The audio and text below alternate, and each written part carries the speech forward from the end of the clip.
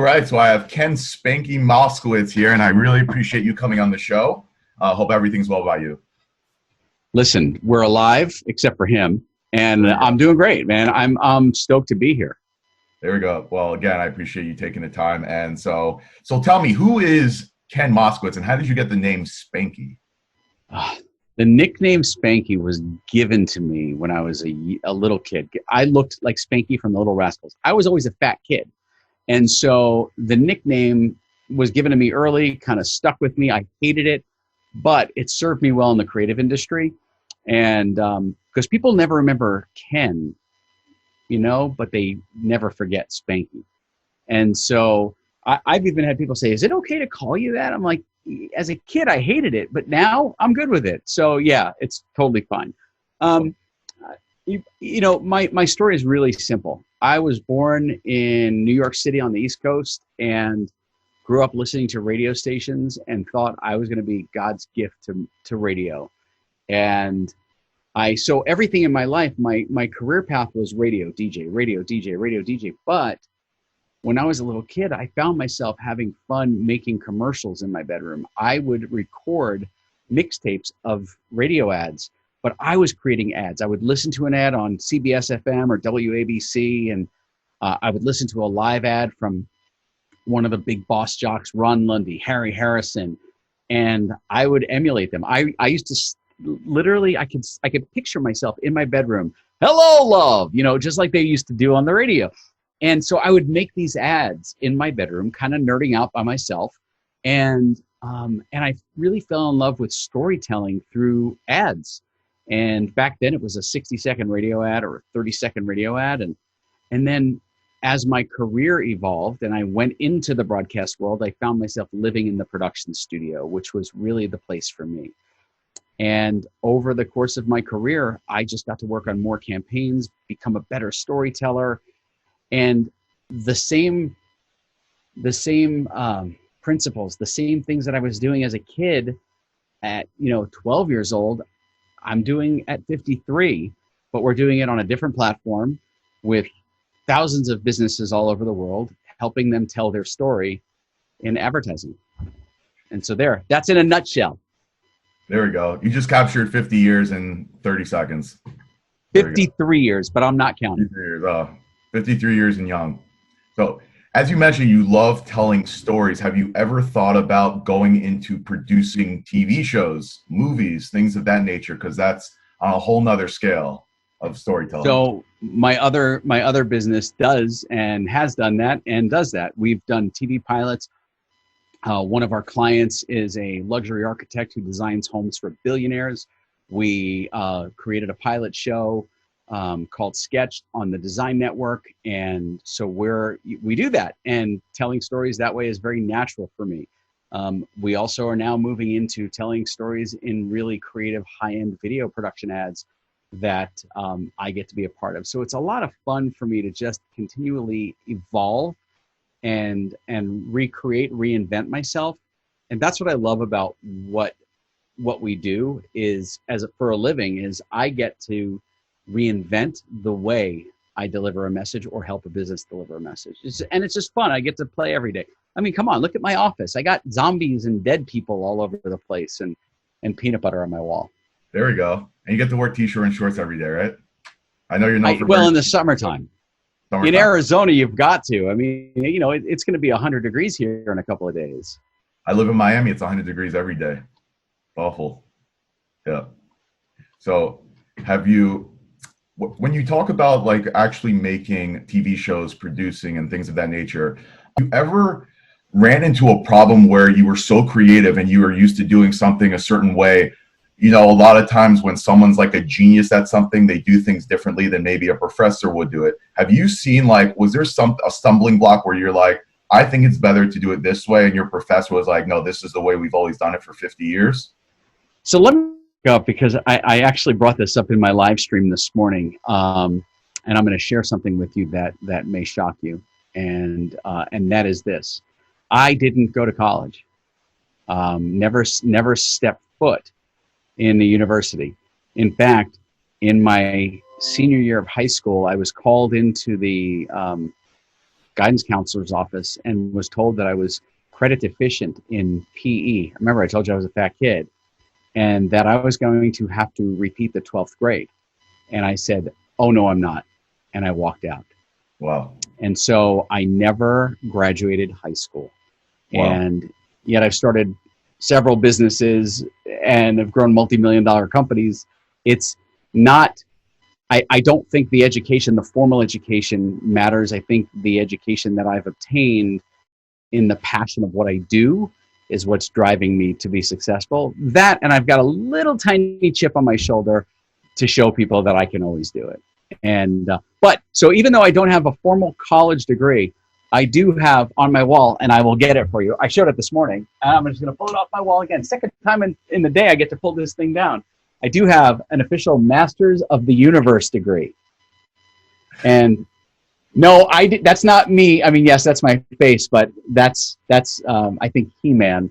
That is certainly not me. I am not built like that. When you eat peanut butter constantly, that's kind of what you look like after all, right? You just build that, muscle. Absolutely. That's fantastic. So, I mean, I know at the age of 10, you already were kind of entrepreneurial. You sold coffee, you sold donuts, you sold newspapers. 1977, right at the gas station line, because there were so many cars. There was today we have an overabundance of gas. Back then, we had no gasoline. So you were literally going car door to door.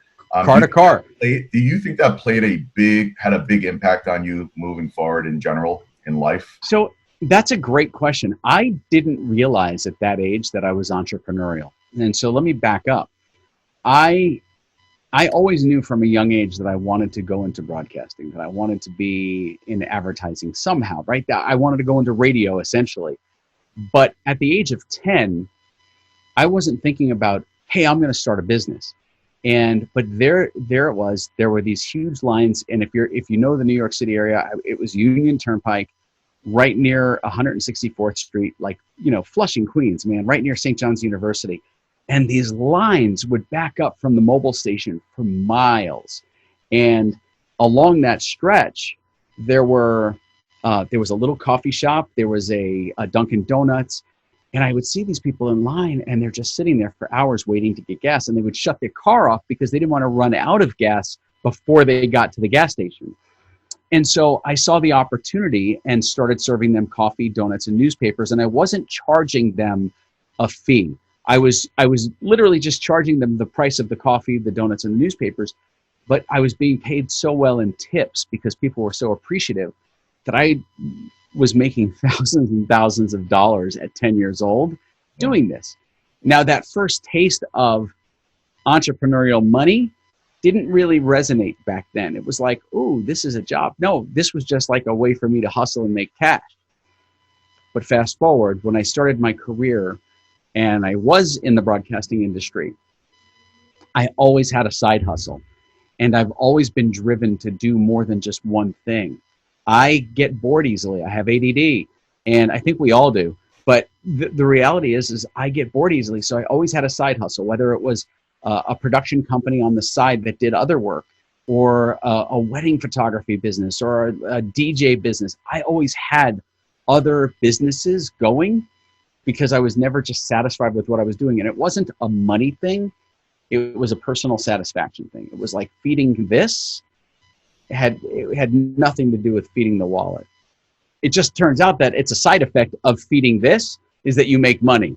And so that's how it started. And I was 10 years old, and looking back at it now, I realize that I always have had entrepreneurial DNA.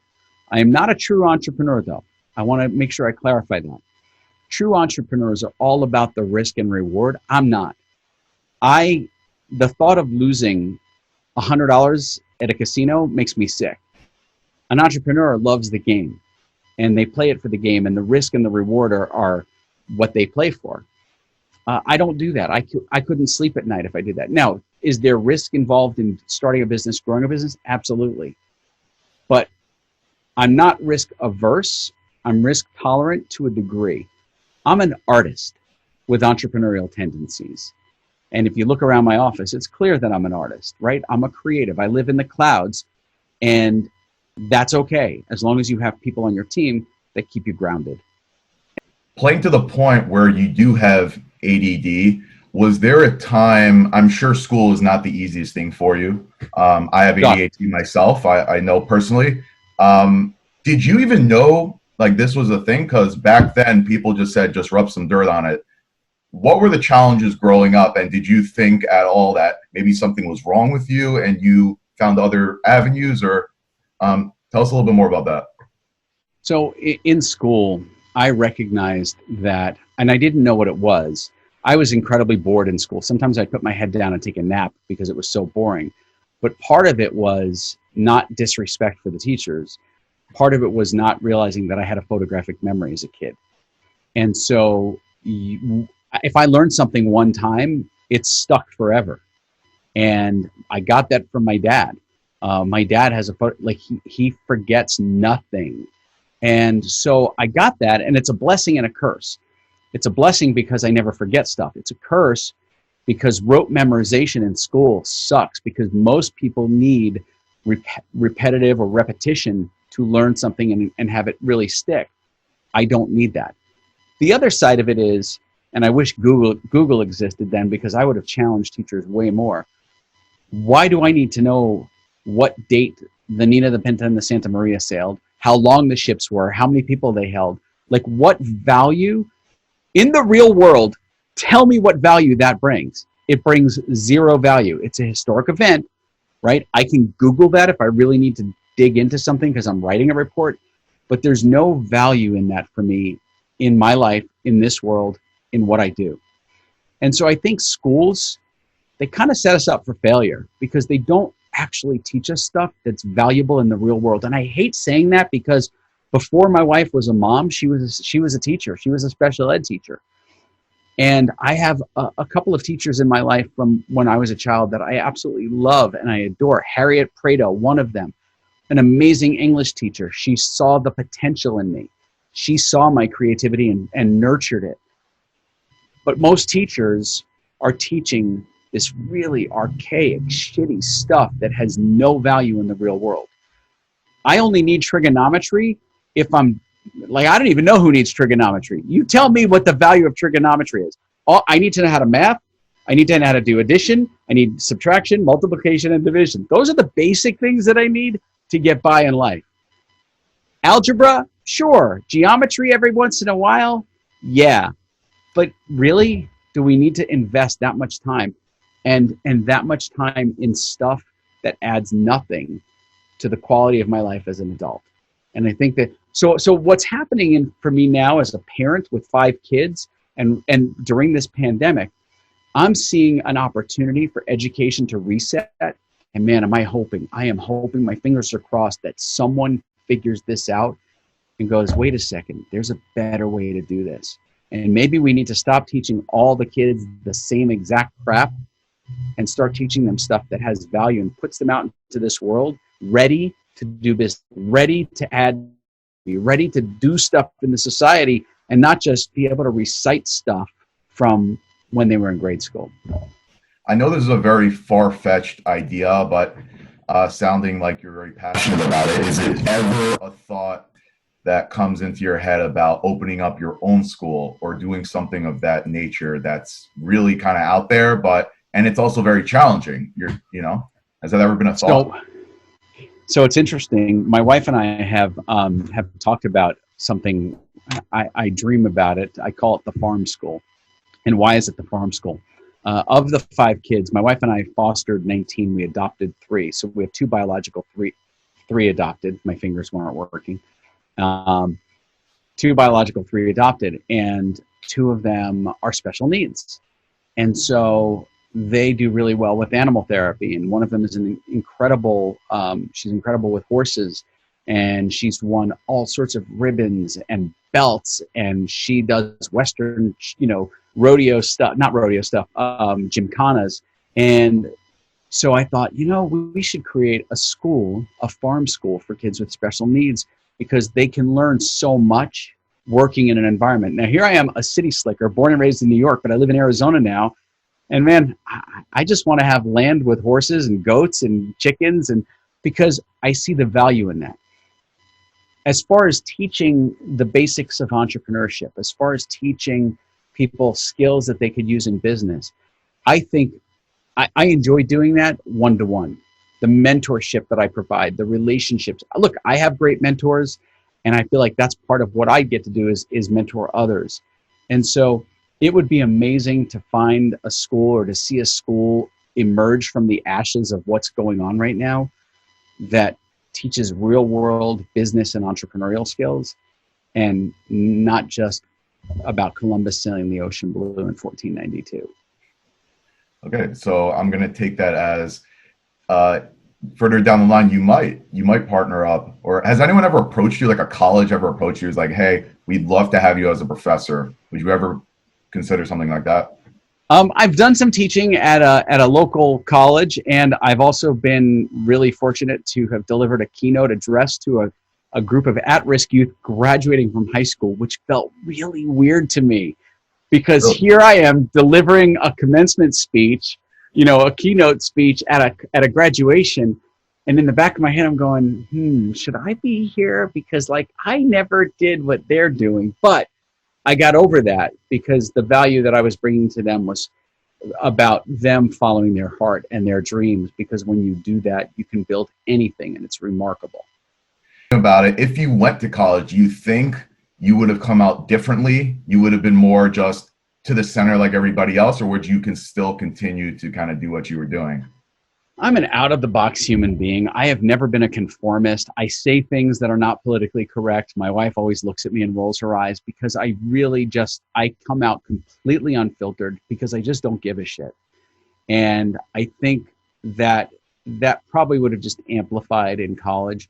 I think the best decision for me was, and I would never say this to my kids, although several of them know it, I think the best decision for me was walking out of that school that day, because it gave me a couple of things. It gave me the kick I needed to get my life started. And it allowed this chip of, I'm going to show you, to really grow. And for many years, that chip is what drove me, that I am going to succeed because you told me I wouldn't. Because I had a lot of fuck you in me. Like, my default was, fuck you, you're wrong. And I showed people that they were wrong. So for me, it was really chip driven for a long time. Obviously, AdZombies is your bread and butter. So you started that kind of like, just like every great idea, by accident. You just happened to stumble upon that. So what were you doing? You were working in New York City at the time, correct? No, I was already out in Arizona, and my other company was humming along, Wedgie Media, the production and video company, and we were doing jobs and shooting things and filming things, but the business started to really weigh on me. And part of it was because I was involved in everything. And so as a creative, for me, the best thing is to do is to generate the idea. And once I've generated the idea, I'm done and I'm bored and I'm ready to move on. And so with the other company, I wasn't doing that, because every client wanted me involved in their project. Every client needed me involved in their videos. Now, don't get me wrong. There were absolute amazing perks to that. When we were filming Sketch and we went on a 2-week trip to film in Italy, that didn't suck. My production and film crew traveled. We ate amazing food. I was drinking wine with my clients. We were traveling all over the country. It was amazing. But the workload and the pressure, and I started to feel like just resentment, because I couldn't get away from it. And I felt like a slave. And then one day I was on Facebook and I was in a private group, and some guy had written, in one of the groups, he just said, hey, I'm struggling with this Facebook ad. It's not converting. I don't know what's wrong with it. It just sucks. Can somebody help me? And a bunch of people piled on and were like, yeah, this ad really does blow. Well, he didn't need that. He already knew the ad wasn't working. But what they didn't do is they didn't provide any guidance and help. And so I jumped in and I said to him, hey, here's why I think your ad isn't working. It was for breast reconstruction or breast augmentation. And he wrote it from a guy's perspective, right? And so a guy's perspective is, ooh, boobies. I like boobies, right? That's not going to really speak to the heart of a woman who's thinking about breast enhancement or breast augmentation. That's not what goes through their mind. It's body image issues and all sorts of other things that are very emotional and personal. So I told him what I thought was wrong. And then in the comments section of his Facebook post, I simply rewrote the ad. And doing that sparked a small group, 10, 15 people saying, wow, where did you learn to write like that? And it was a very emotional, heartfelt, human ad. You could feel it. Like when you read it, you know, and I always judge, and I'm going to stop for a second. I always judge my own writing. If I can write something and then when I'm done writing it, come back and read it as a viewer, as a reader, and I can switch the gear, by the way, which is a really hard thing for people. If I can read it as a reader would read it, and it makes me emotional or it makes me feel something, then I know it's a great ad. And so I read this thing and I started to feel like emotional. I started to like get sad. And I thought, okay, this is it. This ad's going to resonate. And so that's really what I did, which led to this small group of people saying, hey, this was amazing. How'd you learn to write like that? I said, if you ever need help, hit me up, DM me, email me, whatever.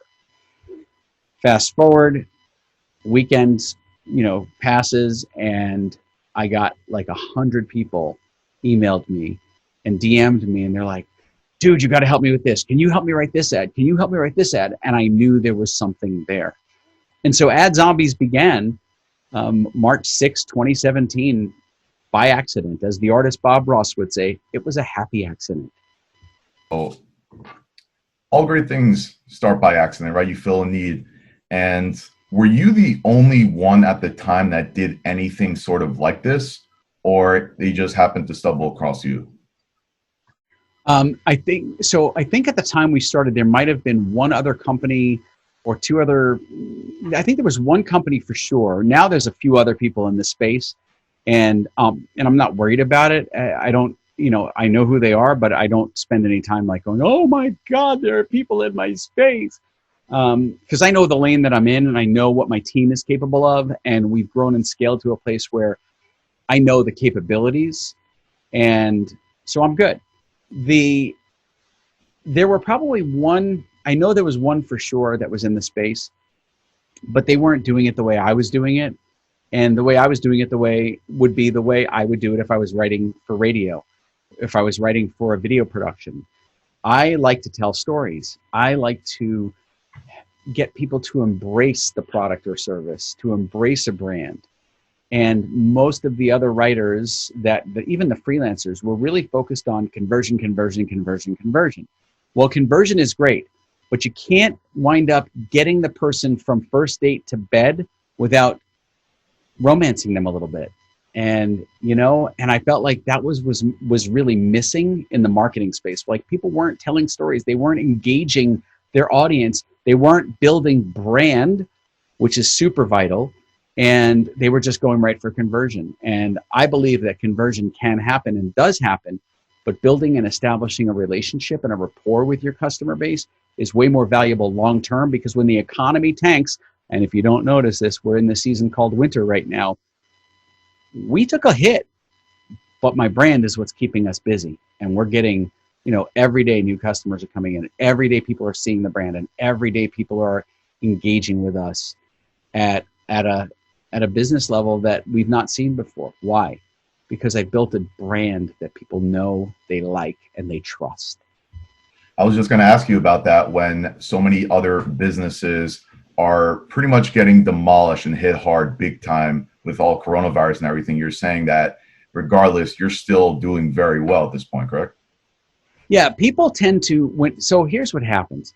When something like this, which is obviously unprecedented, happens, they panic. Their first reaction is, oh my God, stop everything. When this happened and it was unprecedented, everybody panicked, right? They freaked. And a lot of clients did the thing that they should never do, which is they immediately stopped everything. They went, time out, we can't do this. Now, there were some clients who are like our agency clients. Some of their clients stopped spending money immediately. Immediately they stopped.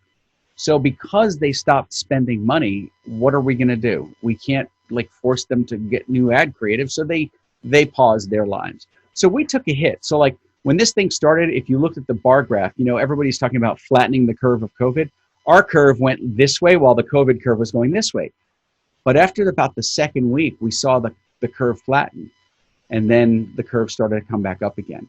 And the reason that is because businesses had to pivot very quickly and shift their messages. And the only way they could think of pivoting was to go, okay, who do we know that can help us with it? Because a lot of business owners don't know how to write a clear message. They don't know how to write a message that resonates. They don't know how to write a message that feels right for what we're going through. And so suddenly we had new clients coming to us. And so has it been challenging? Absolutely. I mean, is this a walk in the park? No, not for anyone. I'm not going to sit there and say, oh yeah, I wake up in the morning carefree and I'm going to drink margaritas all day. No, I'm running a business. I communicate with clients. I message them. I email them. I do welcome videos. I am the face of the brand. And I'm also the visionary. So I always have to think about where we're going as a company and stay connected to our clients at all times. So, you know, I think you just don't panic, you pivot. And if more businesses thought about pivoting rather than panicking, it would have been a much better outcome for them, because there are some businesses that have already gone under. Right, unfortunately. Currently today on Facebook, AdZombies has exactly 102,856 likes, 103,819 followers. Yes, they do. I just checked this right before this interview. So cool. Just going the business that you were running before AdZombies, you were mentioning that you were under a lot of stress. You just felt like it was a huge burden on you. What changed that running AdZombies feels different to you and more kind of light-spirited than you were when you were running the company before? So the difference is that I couldn't get out of my own way. And I felt like I had to touch everything and be not a micromanager, but for the creative to work, for the business to function, I was a key element of that.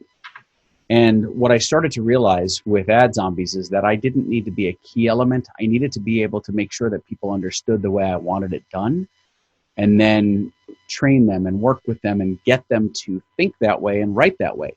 I already knew there were a bunch of great writers. I just needed them to understand that not every ad has to be transactional. And so over time, and it was a very quick amount of time, because from day one to like my dinner with Gary Vee was only a couple of months. The company started in March. I had dinner with him in October. And at that point is when things started to get real serious, because it was becoming a shit show of chaotic, like just there were orders coming in and we had no way to track them. And I was using Apple Mail. God bless Apple Mail. It was the best tool for me at the time.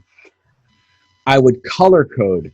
Transactions were green, creative briefs were yellow, and like there was payment or confirmations were another color from our e-com. And so I was having to match things up and then go, okay, all three elements are here, time to write. Okay, all three elements are here, time to write. And then I brought in Sean, who was then our head copywriter, and over time brought in more people. And then Brandon came on in November of 17 as our head of operations, which was just such a blessing. Like, the guy has just changed my world. I love him. And he has helped, he's allowed me to do what I do best, which is be creative, be an innovator. And then the team handles everything else. So I'm not writing copy day to day for clients. I work on our brand. I work on strategy. I work on high level stuff. And then I oversee our team leaders to make sure that everything's running right. But I'm not in the day-to-day operational side, so I get to sit here in the palace of zombies. And I call it that, the palace of zombies, because I got two dead guys in my office. Yeah, I mean, you can call it whatever you want. You're the boss. That's right. The boss. There we go. So I'm gonna name a couple of guys that apparently you've learned a lot from and look up to. One is Seth Godin. I believe he's quoted as saying, "Stick to what you know." And Gary Vee also, I believe, said the exact same thing. For the most part, double or triple down on what you're good at. How big of an impact was that on you at the time?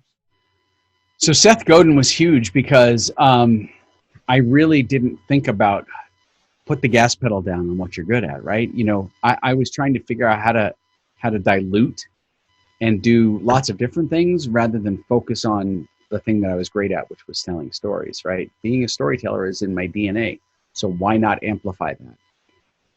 Gary Vee, man, that's a different level. Like Gary Vee, that guy is the shit. He has been a mentor of mine since 2017. I email him regularly. In fact, I emailed him this morning because I had a challenge that I was trying to get it figured out. And having that relationship has been a game changer for me, for my business. My business partner came with me to New York back in October. He's now met Gary several times, and it's kind of it's surreal because Gary is such an absolute genuine human being. Like the guy is so genuine. And I hear people sometimes say, "Oh, is he really like that?" Yeah, he really is. He cares. And having an ear, having his ear and having the ability to tap into his level of brain and thought process is next level. And how did you create that personal relationship with Gary Vee originally? It just took time. I didn't go in with this like ambition to become, mentor, someone who was mentored by Gary. There was some context. So that Seth Godin meeting happened at a Dave Ramsey event. I know this is really weird, but I'm trying to put the pieces together. Dave Ramsey, the financial guy, had an event at Lincoln Center. I got an invite to go to that event. Seth Godin was there. Gary Vee was there. Now, if you know Dave Ramsey, he's a very conservative Christian. I don't think he's ever used a swear word. And here's Gary Vee on the stage with him, which I thought was really interesting. And so I had a chance there to say hi face to face to Gary. I had been following him since he had started his wine library on YouTube, his TV stuff on YouTube. That back then, I think like he had I want to say it was under 1,000 followers when I started watching his stuff. So it was really early Gary Vee. So the context goes back years. Oh. Fast forward, when this company began and I saw the chaos starting to evolve, I messaged him one day and I just sent him an email, and it was like, "Hey Gary, really struggling. This thing is starting to grow. I don't know what to do with it. Don't know, how it's going to shake out." And I just said, "I'd love to take you out to dinner next time I'm in New York. Could I get some time with you?" Now, at that point, he wasn't the Gary Vee he is today in terms of popularity, but he was still freaking busy. I mean, the guy was busy.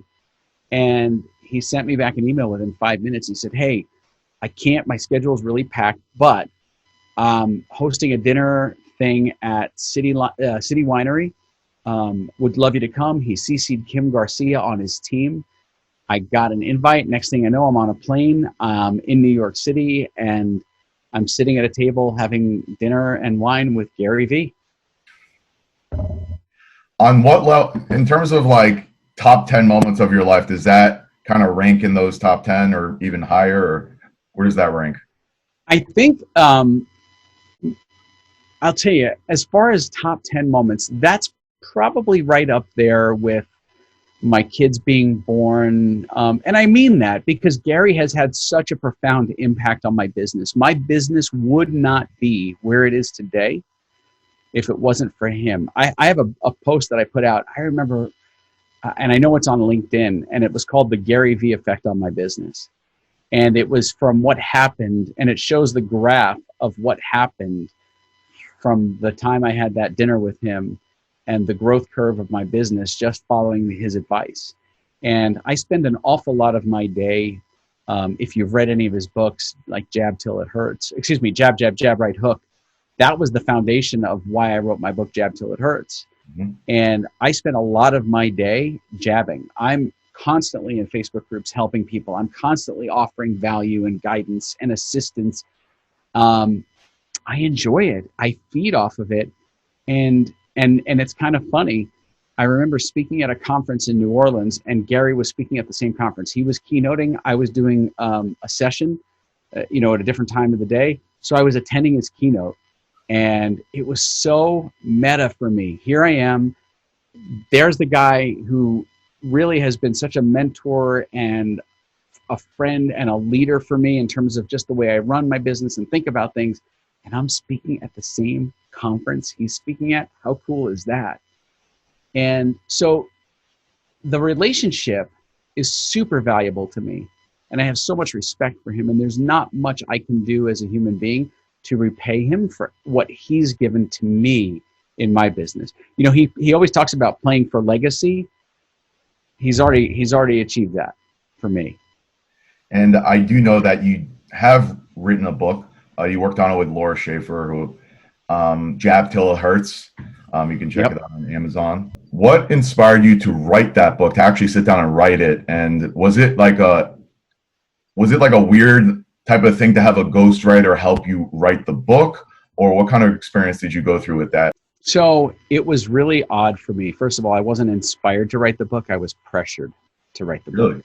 By who? Yeah. And several people were pressuring me that I had to share the story of how I grew my business and how this thing started. Because I think a lot of people didn't understand or don't understand how easy it is to grow a business by just helping people.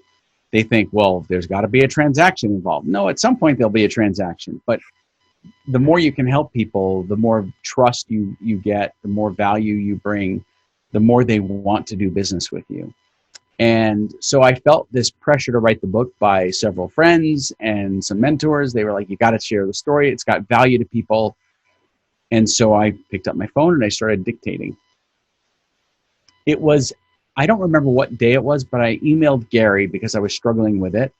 And I said, hey, can you get me his ghostwriter? And I think her name is Stephanie. And I said, can you get me Stephanie's number? I'd like to talk to her and maybe have her work with me on my book. Because obviously she's been pretty successful at writing Gary's books. And so let me reach out to her. Well, her schedule was too full at the time. And she also cost a little bit. And I was like, do I want to invest that much money? And I thought, no, I need this person to write.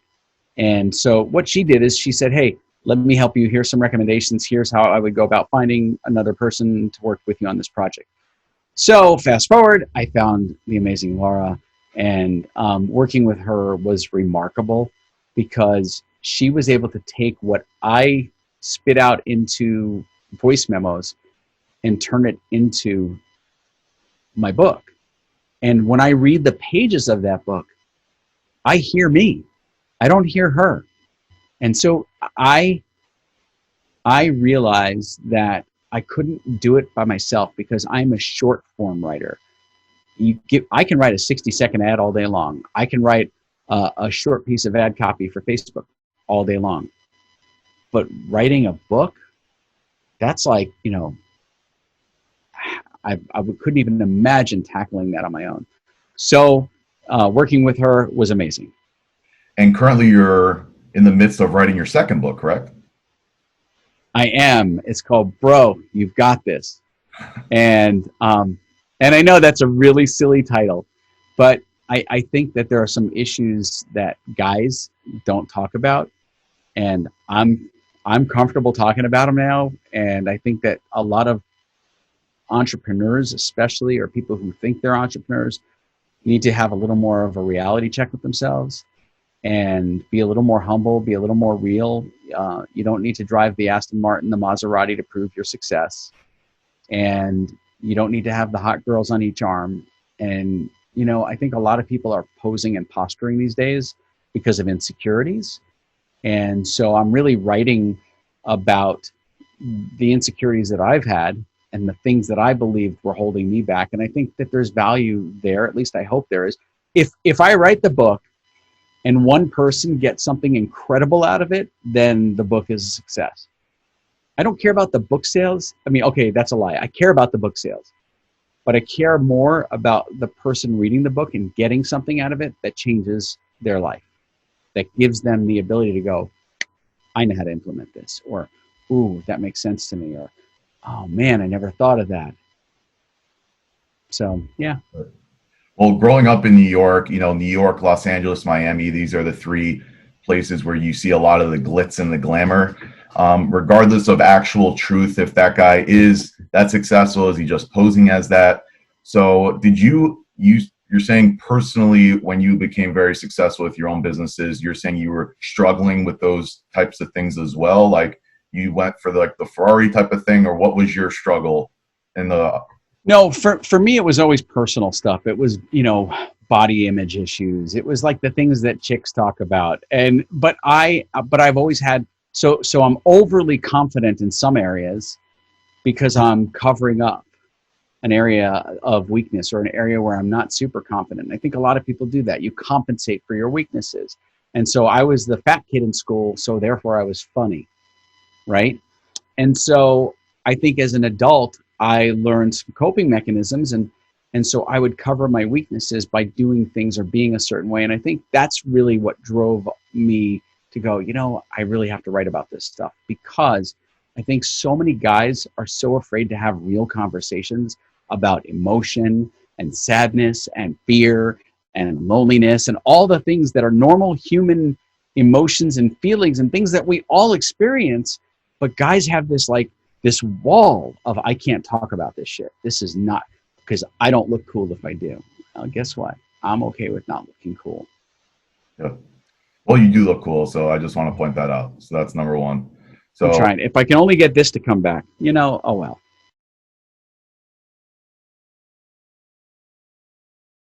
Going back to AdZombies, Robin Alex, I believe he's a friend of yours. Going back to never heard of him. I'm joking. Going back to the very, very beginning days of AdZombies, he apparently had a big impact on you in terms of helping you with AdZombies. He mentioned that something about Design Pickle. Can you talk more about that and how that kind of played in? Man, you did some homework on this. So when AdZombies began, I decided to reach out to Russ Perry, founder of Design Pickle, because I wanted to know how they grew so fast, how they launched and grew. And so when he shared his story with me, I went to their office in Scottsdale and met Jim and Russ, and had a chance to talk. And it was right after that Infusionsoft was holding their annual Icon conference at the Phoenix Convention Center. And I knew that was my opportunity to break out and make this thing really just take off. So March 6, 2017, this started.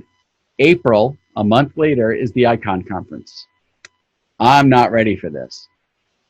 How am I going to get the word out of this new company that still doesn't have, we have two people now, me and Sean, and how am I going to get this out? How am I going to get people to start using us and to grow? And so what I did is, from my other company, I called my first AD, my assistant director, Phil, and I'm like, yo, brother, I need some help. Do you know a bunch of actors that can dress up and be zombies? He goes, well, I actually know an entire zombie troupe. What do you mean? They do this in films. They have their own characters and makeup and everything. Like, cool. I need them to do this at the Phoenix Convention Center on these days, and I'm going to get bags printed, and all they have to do is walk around the streets of around the convention center and hand out bags. Because I couldn't afford at that point and I wasn't willing to go into debt to start the business. I couldn't afford to spend the money that it would have required for me to be a sponsor of the conference. So I had to figure out a way to hack it. Well, the best way to hack it is to get bags in the hands of people before they got inside, and which is totally legal. So I guerrilla marketed. We got bags printed up. In fact, I still have a bunch of them at home from back then. And we were handing out these bright red bags with the big white logo on it. And I don't have the original logo in front of me, but that's how I did it. And we had these zombies handing out bags. We had 25 zombies, if I recall. And they just handed out bags on the streets of Phoenix and right in front of the conference. And the conference people were pissed. Clayton Mask was pissed. Like everybody at Infusionsoft hated me, hated us that night at the party. And I still had an invite to go to the private cocktail hour that night, which sucked because I had to go up there and ask for forgiveness, but I was humble. And I said, listen, guys, I'm sorry, but this is the only way I could do it. And they were super cool about it, and everything was fine. So Scott Martineau and Clayton Mask don't hate me, at least anymore. They did for a couple of days, I'm sure. But I know that they forgave me for what I had done at their conference. I know their advertisers probably will never use us and hate us because we did what they had to pay thousands and thousands of dollars for. And I couldn't afford that. So I just did it the way I could. And so that's really how the traction started. So yeah, Robin and I had talked about that at length. If it wasn't for me hacking and doing kind of my version of what Design Pickle did, which was theirs was going around in a pickle costume handing out pickles, this was my version of that, and it worked. And I still have, I think in my book is the graph of the ad spend retargeting people around the conference, and you can see the success of that. I can probably find it in the book pretty quickly, but it was pretty remarkable because it took very little to get this company just kickstarted. Right. And so there are a bunch of other people that you actually specifically thanked. I remember actually one of your videos was Casey Carroll, Robin Alex, obviously Jesse Neal, Billie Jean Shaw, Kat Howell, and Jacqueline Mazzetti, I believe, or Mazzette. How have they impacted you or AdZombies or anything that you've done professionally? They've all had individual touch points in my life and in the business as friends, as entrepreneurs, as fellow business owners, little bits and pieces of advice and nuggets. You know, Casey spent a lot of time with me working on strategy and ad strategy, and we'd always butt heads because I believed in brand and he believed in numbers. I believed in brand, he believed in numbers. And so I'd always butt heads with him, and I love him dearly. We just don't agree strategically, and that's okay. But you want to have that. You need that in your business for your business to be healthy and to really take a look at it from a different perspective. So each one of these people have just had a little bit of a touch point. I will say this for Kat Howell, if it wasn't for Kat, the business wouldn't have ever started. And it was because it was in her Facebook group that the post happened. And it was in her Facebook group that she allowed me to ask questions of the audience to say, hey, is this something you guys need? Because there wasn't a business back then. And it was really organic how it started. And she was kind enough to allow me the freedom to ask the questions that allowed this business to start. So I have a lot of respect for Kat, and I wish I could see her more. I wish she was here in the States more. And I've had dinner with her when she was here. She's awesome. And if it wasn't for her, the business would not be here today. So looking back, what's the, if you're talking to a future entrepreneur, someone wants to run their own business starting today, what's the number one thing that you would tell them? Follow your gut, always. Follow your gut. Too many people listen to all the bullshit around them and all the people who are in their heads telling, don't do this, don't do it. No, listen to your gut. Your gut will never fail you. It just won't. And I think too many people take so much advice from so many people that they don't know what the right answer is because they've gotten their gut's been clouded by outside influence. If you know it's right, if you know it's the thing that you are just hungry for, passionate for, that's your thing, just follow your gut. If you're just starting out on your entrepreneurial journey, or in my case, speaking English for the first time, if you're starting out on your entrepreneurial journey and you have challenges, you have struggles, you have thoughts about how to do something, or if you feel lost, entrepreneurial journeys can be very lonely and people don't talk about that. And you need to stay in contact and reach out to your friends and stay connected to people, because doing it alone is great. But having friends celebrate your wins and your successes and be there for when things don't go right is so valuable. And so make sure you reach out to people and stay connected to the world as you grow your dream. Don't isolate yourself, because isolation is devastating. And you don't want to be. Entrepreneurs have one of the highest rates of suicide, and there's a reason for it. Nobody talks about the loneliness. That's why I have a bunch of people behind me. I mean, no, not them, but like my team. Like, they are, you can't do it alone. You can start that way, but you've got to have a support system and a structure and people who can support your mission and your dream as well. How many people do you currently employ at AdZombies? A lot. The numbers vary. Our team is global, so let me kind of quantify that a little bit. Our team is global, so we have our main team here in our office, but then our writers all work. You know, we have writers in Singapore, the United Kingdom, the Netherlands. We're about to onboard, by the way, if you've been following my morning stuff, the live streams that I'm doing, we're about to onboard our first Romanian-born writer, which is unprecedented for us because English first has been like a go-to for us. But Vlad came at us with some aggression, and he's like, listen, I want to write for you guys. And the guy's great. So, you know, our team is large. I could look in our system to see how many people we have today. Like, I don't look at the numbers every day. But we have a global team of writers, and they're remarkable, and they're amazing. And I am just so honored to have such a great team to help keep this company just as healthy and strong as it is. Well, I only wish you much success moving forward. I know you probably don't need my good wishes. I'm sure you'll do quite fine on your own. I love good wishes. I always take those. There we go. Well, anyways, I really, really, really appreciate you taking the time. This was wonderful having you on the show. And again, I only wish you best success moving forward. Thank you so much. I appreciate it.